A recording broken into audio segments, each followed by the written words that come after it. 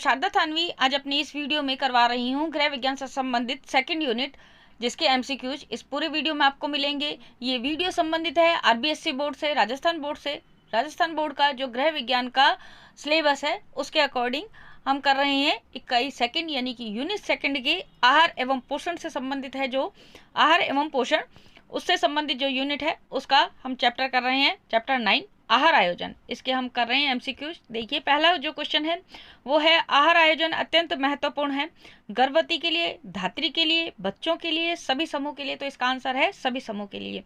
अब आहार आयोजन कहते किसे हैं, देखिए मैं आपको बताती हूँ। आहार आयोजन होता है घर के सभी सदस्य यानी कि परिवार के सभी सदस्यों की पौष्टिक आवश्यकताओं के को ध्यान में रखते हुए जो आहार की व्यवस्था की जाती है वो कहा जाता है, एक दिन की जो आहार व्यवस्था की जाती है वो कहलाती है आहार आयोजन। दूसरा क्वेश्चन, आहार आयोजन के लिए सबसे महत्वपूर्ण व्यक्ति है कौन? दुकानदार, पड़ोसी, शिशु या गृहिणी? तो इसका आंसर है गृहिणी। परिवार के सभी सदस्यों की पोषक तत्वों की आवश्यकताएं होती हैं एक समान, बराबर, भिन्न भिन्न या अत्यधिक? तो भिन्न भिन्न, क्योंकि उम्र है, आयु है, लिंग है, जो भी है उसके अनुसार। कोई बच्चा है तो उसकी पौष्टिक आवश्यकताएं अलग होंगी, बड़ा है तो उसकी पौष्टिक आवश्यकताएं अलग होंगी, वृद्ध है तो उसकी पौष्टिक आवश्यकताएं अलग, कोई अधिक क्रियाशील है तो उसकी ऊर्जा की आवश्यकता अधिक होगी। तो इस प्रकार से सबकी पौष्टिक आवश्यकताएं अलग अलग होती हैं। नंबर चौथा, आहार आयोजन की आवश्यकता होती है क्योंकि क्रियाशीलता के आधार पर आहार संबंधी जो आवश्यकताएं हैं वो भिन्न भिन्न होती हैं। पांचवा नंबर क्वेश्चन, पोषण संबंधी आवश्यकता निर्भर करती है आयु पर, लिंग पर, व्यवसाय पर या उपयुक्त सभी पर? तो इसका आंसर आएगा उपयुक्त सभी। भोजन में विविधता लाई जा सकती है भोजन पकाने की विधि में परिवर्तन करके, भोज्य पदार्थों की बनावट में विविधता लाकर, भोज्य पदार्थों के स्वाद व सुगंध में विविधता लाकर, या उपयुक्त सभी? तो इसका आंसर आएगा उपयुक्त सभी। मनुष्य की पहली मूलभूत आवश्यकता है धन संपत्ति, भोजन, कपड़ा, मकान? तो इसका आंसर है भोजन। मनुष्य की पहली मूलभूत आवश्यकता, देखिए यहाँ पर बहुत ज्यादा ध्यान रखने की बात है। मूलभूत आवश्यकताएं तीन होती हैं, रोटी, कपड़ा और मकान। तो रोटी में शामिल है भोजन, कपड़ा द्वितीय आवश्यकता है, द्वितीय मूलभूत आवश्यकता, और तृतीय है मकान। भोजन की आवश्यकता होती है शरीर को स्वस्थ बनाए रखने हेतु या फिर शरीर को शक्ति प्रदान करने हेतु, शारीरिक वृद्धि एवं उसे सुचारू रूप से चलाने हेतु, या उपयुक्त सभी? तो इसका आंसर आएगा उपयुक्त सभी। आहार आयोजन प्रक्रिया में शामिल नहीं है, क्या शामिल नहीं है? भोज्य पदार्थ खरीदना, भोज्य पदार्थ पकाना, भोज्य पदार्थ का संग्रहण करना, या भोज्य पदार्थ को खाना? तो इसके अंदर आंसर आएगा आपके पास में भोज्य पदार्थ को खाना। कम ऊर्जा की आवश्यकता होती है मानसिक कार्य करने वाले व्यक्तियों को, खिलाड़ियों को, मजदूरों को, किशोरों को? तो इसके अंदर आंसर आएगा आपके पास में मानसिक क्रिया करने वाले व्यक्तियों को। देखिए हम कर रहे हैं गृह विज्ञान से संबंधित यूनिट जो है सेकंड, आहार एवं आयोजन से, जो आहार एवं पोषण से संबंधित जो यूनिट है उससे संबंधित एमसीक्यूज। अगर आपको मेरा वीडियो पसंद आ रहा है तो प्लीज लाइक, कमेंट और शेयर करना बिल्कुल भी ना भूलें। चैनल को भी सब्सक्राइब करना ना भूलें, जिसके लिए आपको स्क्रीन पर दिए गए बेल आइकन को दबाना है। हम अब प्रारंभ करते हैं 10वां चैप्टर, 10 नंबर चैप्टर, जिसके आगे एमसीक्यूज करेंगे हम। देखिए अगले चैप्टर के जो आपके पास में क्वेश्चन है वो है खाद्य पदार्थ की कम से कम मात्रा जो हमें उस खाद्य पर आधारित व्यंजन बनाने के लिए चाहिए है, क्या है? संदर्भ इकाई। खाद्य पदार्थ की वह कम से कम मात्रा जो हमें खाद्य पर आधारित व्यंजन बनाने के लिए चाहिए वो किसे कहते हैं? संदर्भ इकाई को। हरी पत्तेदार सब्जियों की प्रति संदर्भ इकाई मात्रा है कितनी? 100 ग्राम। 4 परिवारों की किशोर बालिकाएं प्रतिदिन 1 गिलास दूध पीती हैं जिसकी मात्रा होगी असमान। गृहिणी को पूरे दिन के लिए विभिन्न आहारों की योजना पहले से बना लेनी चाहिए। दिन भर दिए जाने वाले आहारों की संख्या व्यक्ति विशेष व परिवार के सदस्यों की आवश्यकता अनुरूप घटनी बढ़नी चाहिए। संदर्भित इकाई का अनुमान लगाने के लिए गृहिणी को घर में उपलब्ध बर्तनों को ही माप बनाना चाहिए। तो ये होते हैं हमारे पास में अगले पार्ट के क्वेश्चन आंसर। अब उसके अगला जो है हमारे पास में शैशवावस्था में पोषण, उसके क्वेश्चन आंसर हम करते हैं। देखिए जो है नंबर पहला क्वेश्चन, शिशु के जन्म के बाद 1 वर्ष तक की अवस्था को क्या कहते हैं? शैशवावस्था। एक स्वस्थ शिशु की लंबाई जन्म के समय कितनी होती है? 50 से 55 सेंटीमीटर। जन्म के समय शिशु के शरीर में पानी की मात्रा कितनी होती है? मतलब ज्यादा, कम, ज्यादा, बराबर या उपरोक्त में से कोई नहीं? तो इसका आंसर आएगा आपके पास में ज्यादा। प्रथम 6 माह में शिशु को प्रोटीन की आवश्यकता होती है, कितनी होती है? 1.16 ग्राम किलो शरीर भार। 1.16 ग्राम किलो शरीर भार, जितना शरीर का भार है उसके अनुसार, यानी कि 1 किलो पर 1.16 ग्राम चाहिए होती है प्रोटीन की आवश्यकता। स्तनपान छुड़ाने के लिए दिए जाने वाले आहार कहलाते हैं स्तन त्याग आहार कहलाते हैं। अगला क्वेश्चन, नवजात शिशु अवस्था कहलाती है जन्म से 30 दिनों तक। नवजात शिशु अवस्था क्या कहलाती है? जन्म से 30 दिनों तक। सामान्य पोषण स्तर वाला शिशु गहरी नींद में सोता है, कितने घंटे? 2 से 3 घंटे। माता के दूध में प्रोटीन होता है 1.1 ग्राम 100 मिली। शिशु का वजन 1 वर्ष में हो जाता है, कितना हो जाता है? तिगुना। देखिए अगला जो लेसन है उसका पहला क्वेश्चन है, 1 वर्ष से लेकर 10 से 12 वर्ष की आयु तक के बच्चे आते हैं, किसमें आते हैं? बाल्यावस्था में। प्रारंभिक बाल्यावस्था को कहते हैं पूर्वशालीय अवस्था। प्रारंभिक जो बाल्यावस्था वो कहलाती है पूर्वशालीय अवस्था भी कहलाती है। अस्थायी दांतों में दंत क्षय की समस्या सर्वाधिक बालकों में पाई जाती है 6 से 8 वर्ष की। बाल्यावस्था की अवस्था रहती है कितने वर्ष से? 1 वर्ष से लेकर के 10 से 12 वर्ष तक की। शिशु द्वारा अखाद्य पदार्थों को खाने की चेष्टा कहलाती है पाइका। बहुत इंपॉर्टेंट क्वेश्चन है पाइका। अखाद्य पदार्थ होते हैं जो बच्चे होते हैं, कभी मिट्टी खाने लग जाते हैं, कभी चौक खाने लग जाते हैं, कभी बर्ता खाने लग जाते हैं, कभी कोई साबुन भी खाने लग जाता है, कोई मोमबत्ती खाने लग जाता है। तो ये चीजें होती हैं, अखाद्य पदार्थ होते हैं जो समस्या होती है बच्चों की, बड़ों से छुप करके वो खाने लग जाते हैं, इसको कहते हैं पाइका की समस्या, जिसका बहुत बुरा प्रभाव पड़ता है सेहत पर। पाचन सिस्टम बिल्कुल गड़बड़ा जाता है, एनीमिक हो जाते हैं बच्चे, यानी कि रक्ताल्पता की स्थिति भी आ जाती है। 4 से 6 वर्ष के बालकों के लिए प्रोटीन की प्रस्तावित मात्रा है कितनी? 30 ग्राम प्रतिदिन। 4 से 6 वर्ष के बालकों के लिए प्रोटीन की प्रस्तावित मात्रा कितनी है? 30 ग्राम प्रतिदिन की। अगला क्वेश्चन है 7 नंबर क्वेश्चन, 4 से 6 वर्ष के बालकों के लिए दैनिक संतुलित आहार में अनाज होना चाहिए, कितना होना चाहिए? 120 ग्राम। बच्चे को दिन भर में कितना पानी पीने को प्रेरित करना चाहिए? 6 से 8 गिलास। अगला जो है आपके पास में पाठ किशोरावस्था में पोषण। अभी हम पढ़ रहे थे शैशवावस्था में यानी कि बाल्यावस्था में पोषण, अब हम पढ़ रहे हैं किशोरावस्था में पोषण। किशोरावस्था में देखिए पहला जो क्वेश्चन आता है आपके पास में वो आता है, किशोरावस्था सामान्यतः मानी जाती है 13 से 21 वर्ष तक की।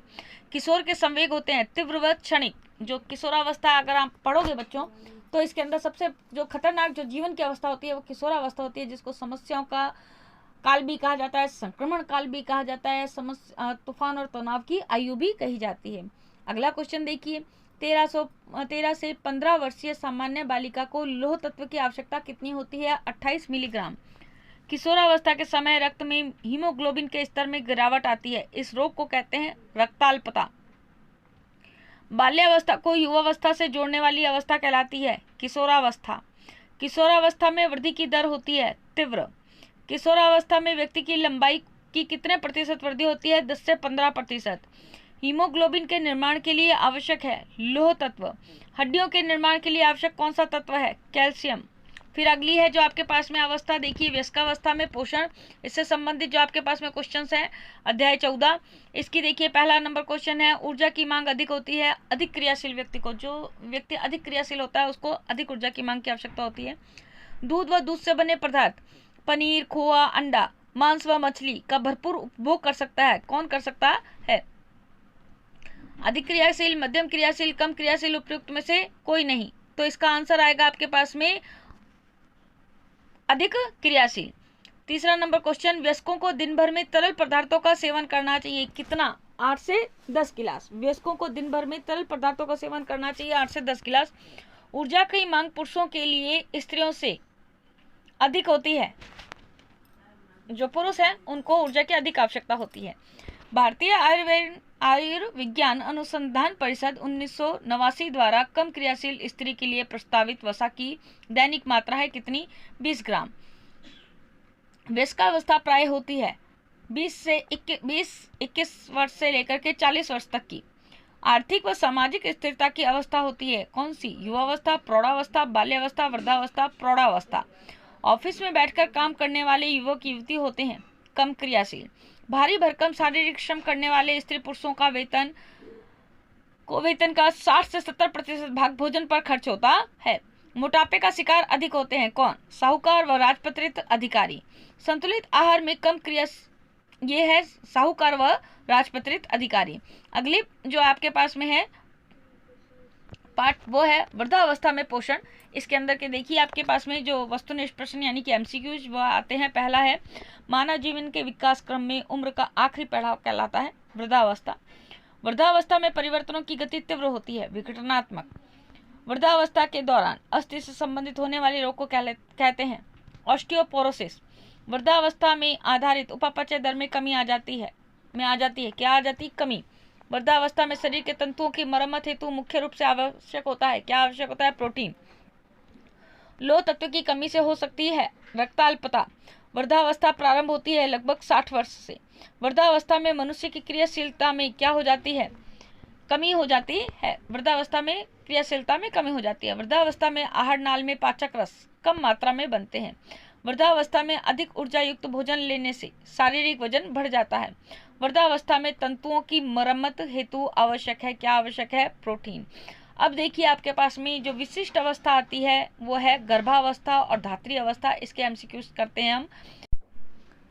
देखिए हम कर रहे हैं यूनिट सेकंड, जिसके अंदर आहार आयोजन से संबंधित आपके पास में सारे के सारे पार्ट हैं। उसके अंदर एक और पार्ट जो है आपके पास में वो है विशिष्ट अवस्था में पोषण। विशिष्ट अवस्थाएं कहलाती हैं जो अस्थायी होती हैं जीवन में। एक होती है गर्भावस्था स्त्री के लिए और एक होती है धात्री अवस्था। गर्भावस्था 9 महीने 10 दिन का जो काल होता है वो कहलाता है गर्भावस्था का काल, तकरीबन 9 महीने का काल, जिसमें वो गर्भ धारण करती है। और उसके बाद में बच्चे के जन्म से लेकर के तकरीबन 1 साल तक, कम से कम 1 साल, वो कहलाती है धात्री अवस्था। अगर हम अवधि के तरीके से देखें, नहीं तो जब तक बच्चा दूध पीता है माँ का यानी कि स्तनपान करता है तब तक वो धात्री अवस्था कहलाती है। तो अब हम करते हैं विशिष्ट अवस्था में पोषण, इससे संबंधित यानी कि गर्भावस्था से संबंधित क्वेश्चंस। गर्भावस्था के दौरान शरीर भार में वृद्धि होती है कितनी? 10 से 12 किलोग्राम की। महिला के जो भार में वृद्धि होती है वो होती है 10 से 12 किलोग्राम। गर्भावस्था की अवधि होती है 40 सप्ताह। गर्भावस्था में अतिरिक्त प्रोटीन की आवश्यकता होती है 27 ग्राम प्रतिदिन। गर्भावस्था में अतिरिक्त वसा की मात्रा आवश्यक है 10 ग्राम प्रतिदिन। गर्भावस्था में दूध की जो अतिरिक्त मात्रा लेनी चाहिए वह है 200 मिली प्रतिदिन। एक निश्चित अंड कोशिका से शिशु बनने तक का 9 माह 7 दिन का जो अंतराल कहलाता है वो कहलाता है गर्भावस्था। गर्भावस्था को मुख्यतः कितनी अवस्थाओं में बांटा गया है? 3। कम क्रियाशील गर्भवती महिला को प्रोटीन की आवश्यकता कितनी होती है? 82.2 की। फिर अगली जो हमारे पास में विशिष्ट अवस्था आती है वो आती है धात्री अवस्था। इससे संबंधित एमसीक्यूज देखिए। पहला क्वेश्चन, दूध पिलाने वाली मात्रा को कहते हैं धात्री माता। प्रसव के पश्चात कितने समय तक धात्री महिला को विशेष देखभाल की आवश्यकता होती है? तकरीबन 1.25 महीने तक। धात्री अवस्था में प्रथम 6 माह तक कितनी अतिरिक्त प्रोटीन की मात्रा प्रस्तावित है? 19 ग्राम प्रतिदिन। धात्री अवस्था के प्रथम 6 माह में ऊर्जा की जिस अतिरिक्त मात्रा की प्रतिदिन आवश्यकता होती है वह होती है 600 किलो कैलोरी। धात्री अवस्था में प्रतिदिन अतिरिक्त अनाज लेना चाहिए कितना? 30 ग्राम का। नवजात शिशु केवल मां के दूध पर पलता है प्रथम 3 माह। एक स्वस्थ महिला प्रारंभ में दूध स्रावित करती है कितना करती है? 850 मिली। धात्री अवस्था 0 से 6 माह में प्रतिदिन के आहार में ऊर्जा की आवश्यकता बढ़ जाती है कितनी? 600 किलो कैलोरी। अब आती है हमारे पास में एक और अवस्था, दस्त एवं ज्वर में आहार। इसमें जो पोषण होता है, आहार कैसा लेना चाहिए, कैसे आपके स्वास्थ्य के लिए आवश्यक होता है आहार, उसके लिए दस्त एवं ज्वर में। दस्त का मुख्य संबंध है आमाशय व आंत्र से। दीर्घकालीन क्षीण दस्त की अवधि होती है 2 सप्ताह। द्रव एवं आवश्यक लवणों की कमी से हो सकता है क्या हो सकता है? निर्जलीकरण। 200 मिली पानी में ORS की मात्रा डाली जाने वाली है कितनी? 5.7 ग्राम। दीर्घकालीन ज्वर है तपेदिक। दीर्घकालीन दस्त के रोगी को कैसा आहार देना चाहिए? रेशेविहीन। अल्पकालीन दस्त की अवधि होती है 24 से 48 घंटे। मध्यकालीन ज्वर है मलेरिया। अल्पकालीन ज्वर है चिकन पॉक्स। अब आता है आपके पास में अगला चैप्टर, भोज्य पदार्थों में मिलावट। इससे संबंधित जो हमारे पास में एमसीक्यूज हैं वो देखिए। पहला है हवा व पानी के पश्चात मानव की महत्वपूर्ण आवश्यकता है क्या है? भोजन। भोज्य पदार्थ जिनमें मिलावटी अवयव मिले हों कहलाते हैं मिलावटी भोज्य पदार्थ। खाद्य पदार्थों में कोई भी ऐसा परिवर्तन जिससे उसकी गुणवत्ता में कमी आए कहलाता है क्या कहलाता है? मिलावट कहलाता है। दूध में मिलावट की जाती है क्रीम निकालकर, पानी मिलाकर, मांड मिलाकर या उपयुक्त सभी। आर्जीमोन है एक जंगली घास। भोज्य पदार्थों में मिलाए जाने वाले बाह्य अथवा निम्न श्रेणी के पदार्थों को कहते हैं, क्या कहते हैं? मिलावटी अवयव। मिलावट जिसे विक्रेता स्वयं अधिक से अधिक लाभ कमाने हेतु करता है, क्या कहते हैं इसको? उद्देश्यपूर्ण मिलावट। जंगली घास जिसके बीजों की मिलावट सरसों के बीज के साथ की जाती है, कौन से बीज होते हैं ये? आर्जिमोन। खाद्य पदार्थों में मिलावट की रोकथाम हेतु आवश्यक है, क्या आवश्यक है? ताजे व कम से कम प्रसंस्करित खाद्य खरीदें। शिक्षित एवं जागरूक उपभोक्ता निर्धारित मानक चिन्ह देखकर खाद्य खरीदें। यह उपरोक्त सभी, तो इसके अंदर आंसर आएगा आपके पास में उपरोक्त सभी। तो बच्चों ये होता है हमारा कंप्लीट आज का वीडियो। मेरे वीडियो का ज़्यादा से ज़्यादा लाभ उठाने के लिए आपको वीडियो पूरा देखना होगा, तभी आप अपने परीक्षा से संबंधित तैयारी अच्छी तरह कर पाएंगे।